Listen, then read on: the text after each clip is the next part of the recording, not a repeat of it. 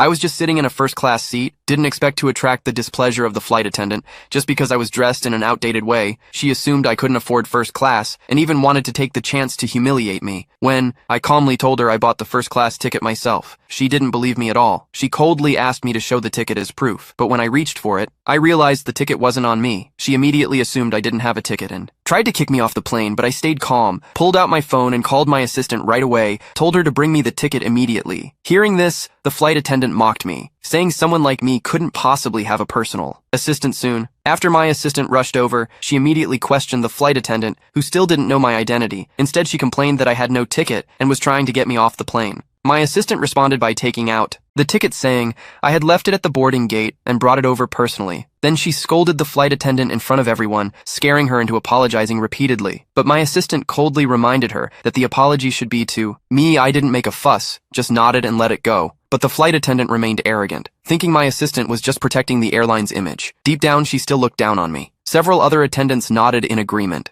Soon the cabin chief came and scolded them all. Only then did they quiet down and started working properly. But unexpectedly, the newly appointed male manager started staring at the beautiful cabin chief. He called her over, claiming his seatbelt was loose and needed help. The cabin chief didn't think much. She bent down to help, but he took the chance to touch her inappropriately. She was shocked and stepped back, angrily told him to behave. But the man didn't stop. He grabbed her forcefully and threatened to fire her if she resisted. I couldn't take it anymore. Stood up and scolded him. Told him as a manager, he had no right to bully a subordinate in public. He sneered and warned me to mind my own business. Even pulled out $100,000 in cash and stuffed it at me, told me to get lost. I chuckled coldly, threw the money back, and said I could pull out $500,000 to make him get lost instead. His face turned red with rage. He threatened to teach me a lesson. We were about to fight. The cabin chief was terrified. She stopped me quickly, whispered that I shouldn't make trouble. Said the man was the general manager, with way too much power. We couldn't afford to cross him. But I remained calm and said firmly that no matter how high the position, he couldn't do whatever he wanted. The man laughed arrogantly, said only the chairman could control him. But what he didn't know was that I was the very chairman he mentioned. Just an hour ago, I was heading home to visit family when the whole airport heard a big shot was flying today. Everyone was busy and didn't dare slack off, but I didn't want to attract attention, so I dressed up as a regular person.